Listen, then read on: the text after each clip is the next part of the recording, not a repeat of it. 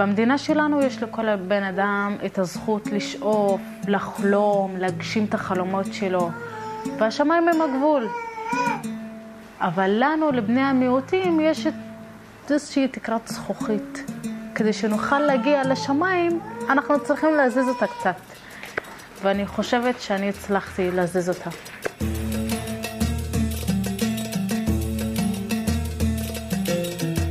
באתי למכללת ספיר במכינה.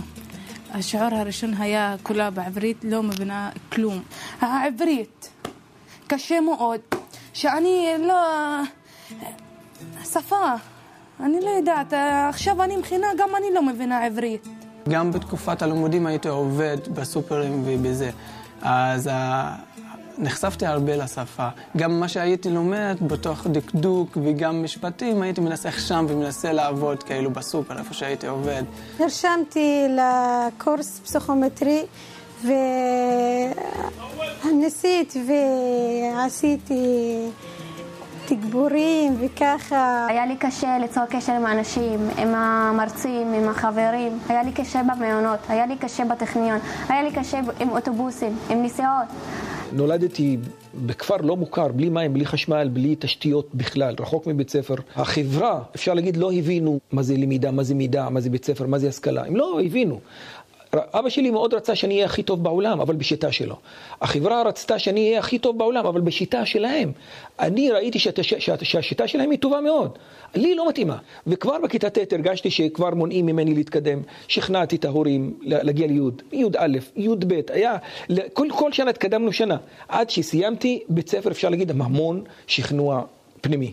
היו כמה התנגדויות מאנשים מסביב. למה שבחורה תלך ותגור בחיפה ותלמד את הדברים הקשים? שתלמד מורה פה במכללה הקרובה אלינו והיא יכולה להיות מורה. והיה לי קשה גם להסביר מה זה, כאילו לכל האנשים, מה זה עיצוב תעשייתי. לכי תמצאי את המילה שמתאימה בערבית עכשיו להגיד את הדבר הזה. בכלל, במגזר הערבי הם יודעים או עיצוב פנים, או עיצוב שהוא שמלות ערב ודברים כאלה, ועיצוב תעשייתי הם לא מכירים את זה בכלל. נכון שזה טעות לחשוב על אנשים ממש סטטוס, אבל זה גם משפיע על אנשים מבחינה רגשית. אז זה גם נותן לי שאני שווה. יש לי משהו. אני בכלל לא חשבתי ללמד כימיה, אני חשבתי לעשות עוד תואר שני, כי לא ראיתי בכלל שתואר ראשון זה מספיק. קודם זה היה, המדרגה הראשונה הייתה לסיים תואר ראשון. אחר כך הגעתי למדרגה הזאת, גיליתי עולם אחר, אני עוד רחוק. אמרו לי, את כמו הישראלים, אבל יש לך כיסוי ראש, אבל את גרה במקום כזה אחר.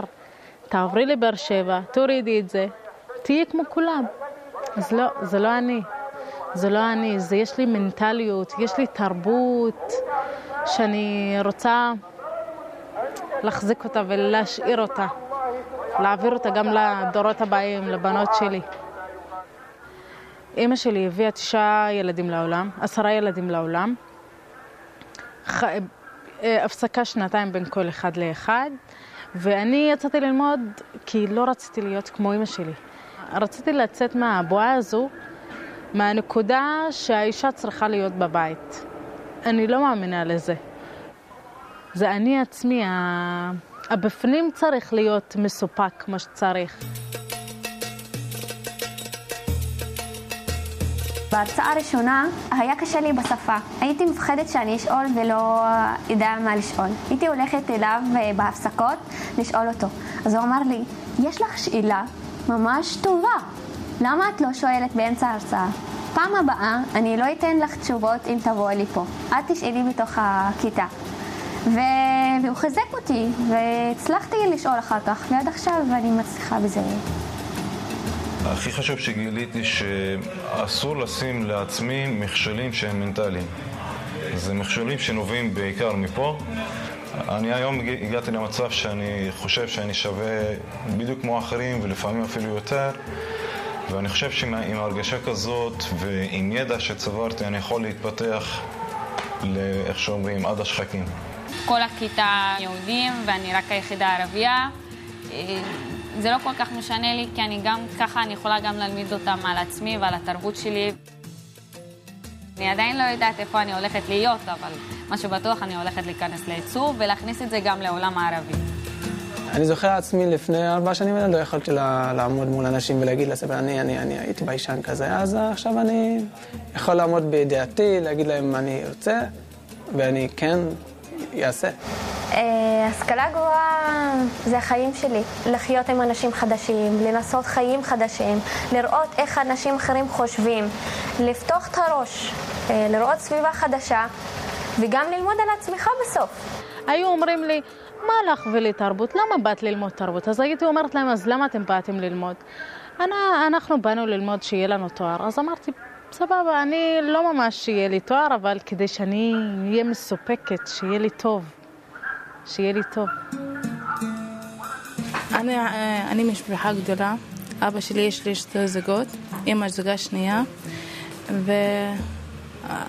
ויש לי 13 אחים. אני רואה דוקטור וחלמת אני להיות ככה. יש לי חלום מרצה להגשים אותו.